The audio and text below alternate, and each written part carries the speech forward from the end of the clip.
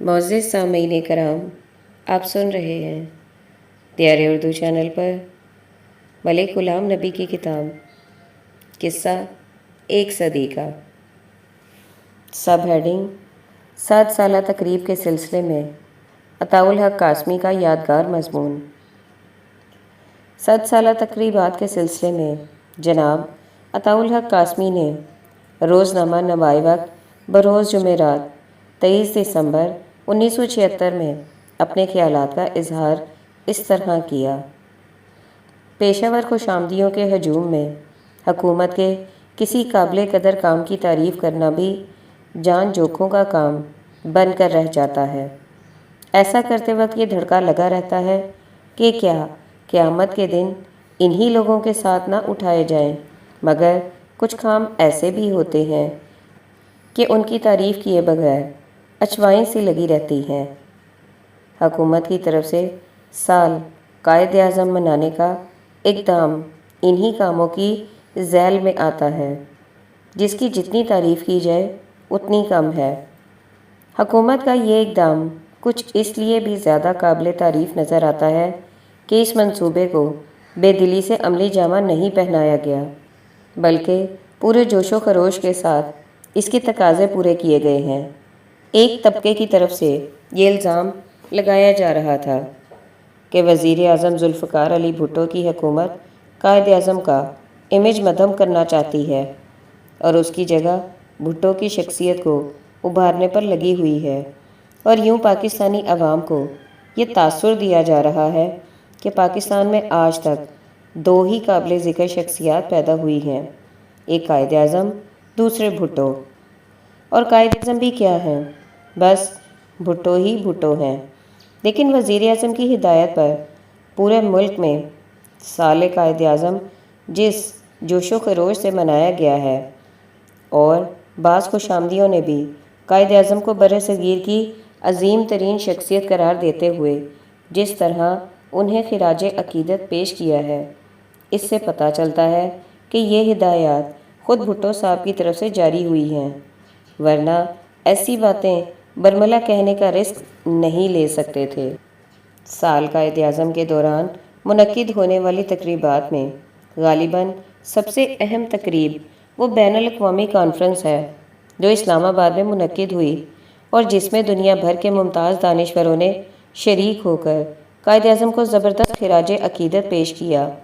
علاوہ ازیں قائد اعظم کی زندگی اور ان کی سیاست پر بے شمار دقیق کتابیں بھی سرکاری اہتمام میں شائع ہوئی ہیں، اور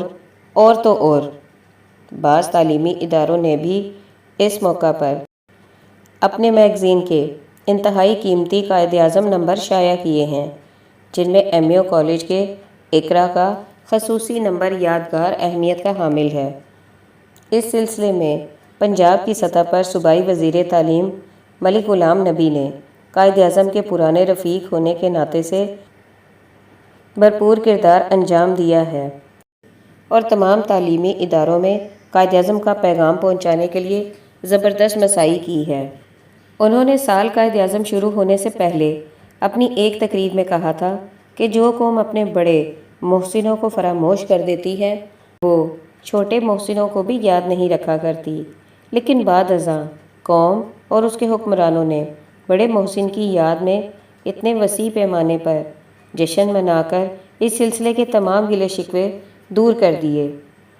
قائد اعظم کی ایک کرامت یہ بھی ہے کہ سال قائد اعظم کے دوران ریڈیو اور ٹیلی ویژن جیسے بے حس اداروں نے بھی اپنی اوقات سے بڑھ کر حصہ لیا ہے اور اس سلسلے میں متواتر اور خوبصورت پروگرام پیش کر کے اپنے سابقہ گناہوں کا کفارہ ادا کر دیا ہے۔ گویا ان اداروں میں موجود بعض لوگوں کو مد نظر رکھتے ہوئے کہا جا سکتا ہے کہ ان کی یہ کاوشیں نظریاتی زاویہ نظر سے نہیں بلکہ لمحاتی پالیسی کی بنا پر تھیں۔ تاہم جو کام بادل نخواستہ بھی ہو اس کی تعریف میں بخل سے کام نہیں لیا جا سکتا۔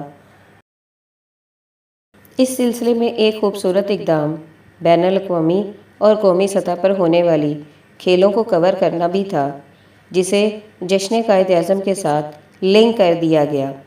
اس سے یہ ہوا کہ ٹیلی ویژن کے ناظرین ایک تو پروگراموں کی یکسانیت سے محفوظ ہو گئے اور یوں بور نہ ہوئے، دوسری طرف انہیں صحت مند تفریح بھی میسر آ گئی۔ جشن قائد اعظم اس وسیع پیمانے پر منانے سے پوری قوم میں اعتماد اور یقین کی لہر دوڑ گئی ہے۔ صرف یہی نہیں بلکہ اسکولوں اور کالجوں میں تعلیم حاصل کرنے والی نئی نسل غالباً پہلی بار بانی پاکستان کی عظمت اور تحریک پاکستان کے مرحلوں سے یوں آگاہ ہوئی ہے، اور ظاہر ہے کہ اس کا کریڈٹ بہرحال بھٹو کو جاتا ہے، اور یہ کریڈٹ انہیں دیا جانا چاہیے۔ یہ قائد اعظم اور تحریک پاکستان سے روشناس کرانے کے لیے چلائی گئی مؤثر پروپیگنڈا مہم کا ہی نتیجہ ہے کہ کل میرے 3 سالہ بیٹے نے اخبار میں قائد اعظم کی تصویر دیکھی تو وہ خوشی سے چلا اٹھا اور توتلی زبان میں کہنے لگا، ابو یہ قائد اعظم ہے، اس نے ہمارے لیے پاکستان بنایا ہے۔ سب ہیڈنگ: ہنری کسنجر کی بھٹو کو وارننگ۔ ذوالفقار علی بھٹو کی چمکتی دمکتی شخصیت تیسری دنیا کے دکھی عوام اور قوموں کے لیے ان کے افکار، نئے معاشی نظام کی تشکیل کے لیے ان کی سرگرمی، اسلامی ممالک کے اتحاد کے لیے ان کی انتھک کاوشیں اور نیوکلیئر پروگرام کی کامیابی کے لیے ان کی جدوجہد نے جہاں ان کو بین الاقوامی سطح پر بے پناہ شہرت دی، وہاں وہ سامراجی قوتوں کی آنکھوں میں ناپسندیدہ کانٹا بن کر بھی بری طرح کھٹکنے لگے۔ 1976 میں امریکہ کے وزیر خارجہ ہنری کسنجر پاکستان تشریف لائے۔ گورنر ہاؤس لاہور میں وزیر اعظم ذوالفقار علی بھٹو سے ان کی میٹنگ کا اہتمام کیا گیا۔ ہنری کے 2 بیٹے بھی ان کے ساتھ تھے۔ بھٹو صاحب کے بھی دونوں بیٹے مرتضیٰ اور شاہ نواز اور بیگم نصرت بھٹو بھی موجود تھیں۔ رانا شوکت محمود اور ان کی بیگم ڈاکٹر مبشر حسن، میں بھی اور ہماری فوج کے جرنیل بھی تھے۔ پہلے بھٹو صاحب نے تقریر کی جو بڑی ہی پر اثر اور ان کے دلی خیالات کی ترجمانی کر رہی تھی۔ تقریر میں انہوں نے واشگاف الفاظ میں کہا کہ وہ پاکستان کا نیوکلیئر پروگرام کسی صورت میں بھی ختم نہیں کریں گے، چاہے ان پر بڑے سے بڑا دباؤ بھی کیوں نہ ڈالا جائے، اور ہنری کو مخاطب کرتے ہوئے یہ بھی کہا، جناب آپ دوبارہ پاکستان تشریف لائیں گے تو میں آپ کا گرم جوشی سے استقبال کروں گا۔ اس خطاب کے بعد ہنری نے بھٹو صاحب کو بڑے ہی شاندار الفاظ میں ان کی تقریر پر خراج تحسین پیش کیا۔ آپ بڑے خوش بیان مقرر ہیں۔ اس خطاب کے بعد ہنری نے بھٹو صاحب کو بڑے ہی شاندار الفاظ میں ان کی تقریر پر خراج تحسین پیش کیا۔ آپ بڑے خوش بیان مقرر ہیں۔ جب بھی آپ امریکہ تشریف لائیں گے تو میں آپ کا استقبال کروں گا، مگر مجھے افسوس سے کہنا پڑے گا کہ جب میں دوبارہ پاکستان آؤں گا تو اس وقت شاید آپ موجود نہ ہوں۔ ان الفاظ سے حاضرین کے دلوں میں شکوک پیدا ہو گئے جو بعد میں وقت نے صحیح ثابت کر کے دکھائے۔ سب ہیڈنگ: سوات میں زلزلہ۔ ذوالفقار علی بھٹو کی انٹرنیشنل مارکیٹنگ مؤثر انداز میں کرنے کی صلاحیت کو ایک واقعے کی روح سے سمجھانا انتہائی اہم ہے۔ ان کے دور حکومت میں سوات کی وادی کو زلزلے کے جھٹکوں نے جھنجھوڑ کر رکھ دیا تھا۔ خاصا نقصان ہوا، لیکن وادی سوات میں ایسی گنجان آباد کاری نہیں تھی کہ زیادہ جانوں کا ضیاع ہوتا، اور نہ ہی وادی سوات میں کوئی ایسی تعمیرات تھیں کہ مالی نقصانات پریشان کرتے، مگر بھٹو صاحب نے سوات کو منی سوئٹزرلینڈ کی شکل میں ترقی یافتہ ممالک میں متعارف کرایا اور تباہی و بربادی کا ایسا دردناک نقشہ کھینچا کہ دنیا کے لوگ متاثر ہوئے بغیر نہ رہ سکے۔ غیر ملکی امداد کے دروازے کھل گئے۔ پاکستان اور منی سوئٹزرلینڈ کے باسیوں سے خصوصی طور پر ہمدردی کے بے شمار پیغامات ملے۔ سب ہیڈنگ: بیروت کا نیم البدل۔ 1970 کے آغاز میں بیروت کے حالات خانہ جنگی کی بھینٹ چڑھ گئے۔ روز بروز بیروت افراتفری اور لاقانونیت کا شکار ہوتا چلا گیا۔ بیروت جو اپنی مسحور کن شاموں، نائٹ کلبوں اور کیسینوز کی وجہ سے سیاحوں کے لیے خصوصی کشش رکھتا تھا، تباہی و بربادی کی خبروں میں گھرتا چلا گیا۔ ٹورسٹ نے وہاں جانا بالکل بند کر دیا۔ اسی دور میں عرب ممالک میں تیل کی دریافت ہوئی تھی۔ بلیک گولڈ کی فروخت سے اربوں کی تجوریاں ڈالر اگلنے لگی۔ اس دولت کو خرچ کرنے کے صحیح طریقے میں سے ایک راستہ بیروت کی نائٹ لائف سے لطف اندوز ہونے کی سمت میں جانا تھا۔ جب بیروت اجڑنے، بگڑنے، ٹوٹنے لگا تو بھٹو صاحب نے اس کا نعم البدل کراچی کے ساحل کو تصور کیا۔ انہوں نے ہدایت کی کہ کلفٹن کی بیچ کو بیروت کے سٹائل میں ڈیولپ کیا جائے، ہوٹل کسینو تعمیر کیے جائیں اور اسلامی ممالک کے نو دولتیوں کو کراچی کے ساحل سے لطف اندوز ہونے کے مواقع فراہم کیے جائیں۔ ان کے خیالات میں کروڑوں ڈالر پاکستان میں خرچ ہونے سے ایک مخصوص قسم کی اکنامک ایکٹیویٹی جاری ہوگی جو پاکستان کی معیشت پر خوشگوار اثر چھوڑے گی۔ اس پروجیکٹ پر کام شروع کیا گیا۔ اسی اثنا میں کچھ عناصر نے اس پروجیکٹ کی مخالفت بھی کی۔ پاکستان کی اسلامی حیثیت کو معتبر قرار دیا گیا۔ یہاں تک کہا گیا کہ اس قسم کے منصوبے سے ہماری سوشل لائف تباہ ہوگی، بدکاری پھیلے گی اور عورتیں خراب ہوں گی۔ بھٹو صاحب کو جب یہ بات کسی مولانا صاحب نے ایک نجی تقریب میں کہی تو انہوں نے ہنس کر مولانا کو جواب دیا کہ مولانا صاحب، ایک دو ماڈرن خواتین ہوائی جہاز کی پوری فلائٹ عورتوں سے بھر کر عرب ممالک صرف دولت کمانے کے لیے جاتی ہیں۔ ان کے خلاف آپ لوگوں نے اب تک کیا ایکشن پلان تیار کیا ہے؟ حقیقت میں ان دنوں بے تحاشا دولت حاصل کرنے کا ایک ذریعہ بھی تھا۔ اس طریقے سے ڈالر کمانے کی کوشش اتنی زیادہ تھی کہ نئی فیشنیبل خواتین اور اداکاراؤں کے نام اور قصے سرِ عام ہوئے۔ سب ہیڈنگ: نئے انتخابات کا اعلان۔ 1977 1976 پاکستان پیپلز پارٹی کی حکومت کے لیے بہت بڑی آزمائش کا سال تھا۔ اپنے ہی تخلیق کردہ آئین کی پاسداری کا عملی مظاہرہ کرنے کا وقت آن پہنچا تھا، یعنی 5 برس کی ٹرم کے بعد عام انتخابات۔ موسم سرما کے آغاز میں لاہور میں جناب بھٹو کی صدارت میں ایک اجلاس ہوا جس میں نئے انتخابات کا انعقاد زیر بحث تھا۔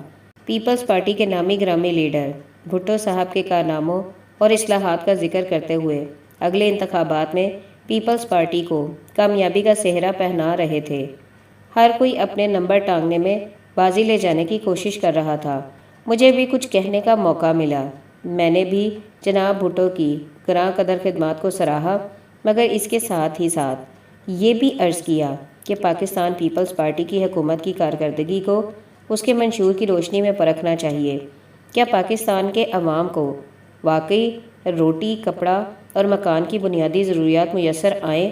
میں نے یہ بھی عرض کیا کیا پاکستان کے عوام کو واقعی روٹی، کپڑا اور مکان کی بنیادی ضروریات میسر آئیں؟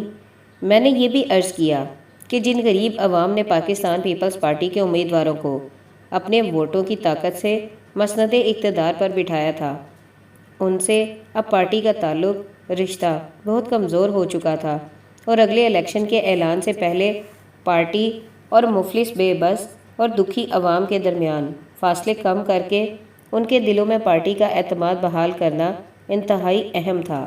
زور خطاب اور ترنگ میں یہ بھی کہہ دیا کہ پارٹی کے قائدین جنہوں نے تقریریں کی ہیں دراصل آپ کو صحیح صورتحال سے آگاہ نہیں کر رہے ہیں۔ حقیقت اور سچائی پر مبنی یہ باتیں کچھ کانوں کو پسند نہیں آئیں۔ بھٹو صاحب کے چہرے کے تاثرات قطعاً خوشگوار نہیں تھے۔ وہ رات میرے لیے ذہنی کشمکش اور اضطراب کی رات تھی۔ جس معاشرے میں خوشامد اور واہ واہی کامیابی کا زینہ بن جائے، وہاں ایسی کھری گفتگو اور وہ بھی بھری محفل میں۔ بچپن میں اپنی دادی سے سنا ہوا قول سماعت میں بار بار ہتھوڑے مارتا، سچ کہو تو پرے ہو کے بیٹھو۔ اگلے روز پارٹی کے کچھ دوستوں سے فیڈ بیک لینے کی کوشش کی۔ متفقہ رائے تھی، چاچا یہ سب کچھ کہنے کی کیا ضرورت تھی؟ چند دن گزر گئے، مجھے کسی تقریب کے سلسلے میں اسلام آباد جانے کا اتفاق ہوا۔ وہاں بھٹو صاحب مہمان خصوصی تھے۔ تقریب کے اختتام پر پنڈال سے باہر جاتے ہوئے اچانک ان کی نظر میرے اوپر پڑی۔ وہ تیزی سے میری طرف آئے، میرے بازو کو بڑے جوش سے پکڑا اور کہنے لگے، "I am grateful to you, you have opened my eyes. میں عنقریب پورے ملک کا دورہ شروع کرنے والا ہوں۔ تم لوگ بھی ٹیموں کی شکل میں شہروں، قصبوں اور دیہاتوں میں جا کر لوگوں سے ملو۔ پھر وہ تیزی سے قدم اٹھاتے ہوئے چلے گئے۔ میری نظر میں بھٹو کا قد مزید بڑا ہو گیا۔ سب ہیڈنگ: انتخابات 7 مارچ 1977۔ نئے انتخابات کا اعلان ہوا۔ 7 مارچ 1977 کو قومی اسمبلی اور 10 مارچ کو صوبائی اسمبلیوں کے انتخابات۔ مجھے پنجاب اسمبلی کے لیے پارٹی ٹکٹ سے نوازا گیا۔ اپوزیشن پارٹیوں نے قومی اتحاد کی تشکیل کی۔ 9 جماعتوں یا 9 ستاروں کا اتحاد PNA یعنی Pakistan national alliance head office Lahore میں قائم ہوا۔ 7 مارچ کو الیکشن ہوا۔ بڑی گہما گہمی تھی۔ رات کو نتائج کا اعلان ہوا۔ PPP کو زیادہ ووٹوں پر کامیابی ملی تھی۔ پاکستان قومی اتحاد نے نتائج کو تسلیم کرنے سے انکار کر دیا۔ لاہور میں ان کا مشترکہ اجلاس ہوا اور احتجاج کے طور پر صوبائی اسمبلیوں کے انتخابات کے بائیکاٹ کا اعلان ہوا۔ 10 مارچ 1977 عجیب سی صورتحال کا دن تھا۔ مخالفت میں کوئی امیدوار سرگرم نہیں تھا۔ میرے مخالف امیدوار جاوید ہاشمی کے پولنگ کیمپ نہیں تھے، شاید پولنگ ایجنٹ بھی نہیں تھے، لیکن پاکستان پیپلز پارٹی کے امیدوار اس کوشش میں تھے کہ زیادہ سے زیادہ ووٹر پولنگ اسٹیشنوں پر آئیں اور ووٹ کا استعمال کریں، تاکہ پارٹی یہ کہنے کی پوزیشن میں ہو کہ اتنے فیصد پولنگ ہوئی اور فیصلہ پیپلز پارٹی کے حق میں ہوا ہے۔ چونکہ مخالف امیدوار مقابلے میں سرگرم نہیں تھے، لہٰذا پارٹی اور ورکر بھی پھیکے پھیکے بھیگے بھیگے سے دکھائی دیتے تھے۔ عجیب بے کیف سا الیکشن تھا۔ شام کے وقت نتائج کا اعلان ہوا۔ مجھے کامیاب قرار دیا گیا۔ نہ خوشی کا اظہار کرنے کو جی چاہتا تھا اور نہ ہی جیت کی مبارکباد وصول کرنے کو۔ ہر طرف یہی سوال تھا، اب کیا ہوگا؟ اپوزیشن پارٹیوں کے قائدین کے بیانات کے مطابق انہوں نے انتخابات کو رد کر دیا تھا، جبکہ پاکستان پیپلز پارٹی اپنی مقبولیت، فتح و کامرانی کے ڈھول پیٹ رہی تھی اور حکومت بنانے کا اعلان کر رہی تھی۔ ملک کے دوسرے حصوں میں مخالف جماعتوں نے اپنے غصے کا اظہار کیا یا نہیں، مگر 10 مارچ 1977 کی رات کے کسی پہر ان کے کارندوں نے لیڈی میکلیگن اسکول کے قریب پولنگ کیمپ کے شامیانے کو نظر آتش کر دیا۔ اس واردات کا علم جاوید ہاشمی کو تھا یا نہیں، مگر آج بھی ان کا نام اخبار میں کسی حوالے سے پڑھتا ہوں یا ان کی تصویر ٹی وی اسکرین پر دیکھتا ہوں یا کسی تقریب میں ان سے ملاقات ہوتی ہے تو یہی دل چاہتا ہے کہ ان سے ڈیمیجز کلیم کروں۔ حکومت کے خلاف PNA کی تحریک کا آغاز لاہور سے ہوا۔ انتخابات میں دھاندلی ہوئی یا نہیں؟ اگر ہوئی تو کس حد تک ہوئی اور کہاں کہاں ہوئی؟ اس کے واضح ثبوت تو کسی کے پاس نہیں تھے، مگر ایک احساس تھا جو رفتہ رفتہ یقین کا روپ دھار گیا۔ مال روڈ لاہور پر جلوس نکالنے کا اعلان ہوا۔ PNA کے پاس سب سے زیادہ منظم اور effective street power Jamaat Islami کی تھی۔ آہستہ آہستہ احتجاج میں جوش بڑھتا گیا۔ پولیس کے لاٹھی چارج اور آنسو گیس شیلنگ کے خلاف مزاحمت کا اضافہ ہوتا چلا گیا۔ جلوسوں کے شرکاء کی تعداد میں بتدریج اضافہ ہونے لگا۔ نیوٹرل اور پیپلز پارٹی کے کچی سوچوں کے کارکن ٹوٹ کر ان جلوسوں میں شامل ہونے لگے۔ سب ہیڈنگ 3 ناقابل فراموش واقعات۔ نمبر 1، میرے گھر پر حملہ۔ اس دور کے 3 واقعات ایسے ہیں جن کا ذکر کرنا میں بہت اہم خیال کرتا ہوں۔ ان تینوں واقعات نے میرے ذہن پر ان منٹ نقوش ثبت کیے ہیں۔ ایک روز دوپہر کے وقت مسجد شہداء کے قریب جلوس پر لاٹھی چارج ہوا۔ پولیس کے آنسو گیس کے شیلوں نے مظاہرین کو پسپائی پر مجبور کر دیا۔ جب جلوس کے شرکاء منتشر ہوئے تو ذیلی سڑکوں پر بکھر گئے۔ جو لوگ ٹیمپل روڈ پر آئے انہوں نے اولمپک ہاؤس، جس میں پاکستان پیپلز پارٹی کا دفتر تھا، پر پتھراؤ کیا۔ اسی اثنا میں ان میں سے کسی نے شوشہ چھوڑا کہ اس سڑک پر پاکستان پیپلز پارٹی کے سابق وزیر اعظم ولی غلام نبی کا گھر ہے۔ احتجاج کا رخ میری رہائش گاہ واقع 17 ٹیمپل روڈ کی جانب مڑ گیا۔ کوئی 100 کے قریب لڑکوں نے میرے گھر پر حملہ کر دیا۔ اس وقت میرے گھر میں میری بیوی، 2 پھوپھی زاد بہنوں اور ملازم کی بیوی کے علاوہ کوئی نہیں تھا۔ انہوں نے حفاظت کے پیش نظر تمام دروازے اندر سے بند کر لیے۔ حملہ آوروں نے پورچ میں کھڑی کار کو نظر آتش کر دیا، کھڑکیوں کے شیشے توڑ دیے، اکا دکا ہوائی فائر بھی کیے۔ میرے محلے داروں کی بروقت مداخلت اور کچھ ذی حس افراد کی ہدایت پر وہ لوگ واپس چلے گئے۔ اس واقعے کے تقریباً 1 گھنٹے بعد مجھے فون پر اطلاع ملی۔ میں فوراً گھر پہنچا۔ جلی ہوئی کار کے قریب میری بہو ڈاکٹر یاسمین راشد کھڑی تھیں۔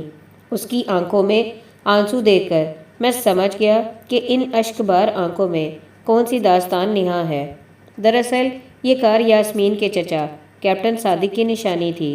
کیپٹن صادق کا تعلق چکوال کے گاؤں نیلا سے تھا اور 1965 کی پاک بھارت جنگ میں اپنے پاک وطن کی مٹی کی حفاظت کرتے ہوئے شہید ہو گئے تھے۔ اس عظیم قربانی کا انعام ستارہ امتیاز کیپٹن صادق کے بڑے بھائی اور یاسمین کے والد ونگ کمانڈر محمد اشرف نے وصول کیا تھا۔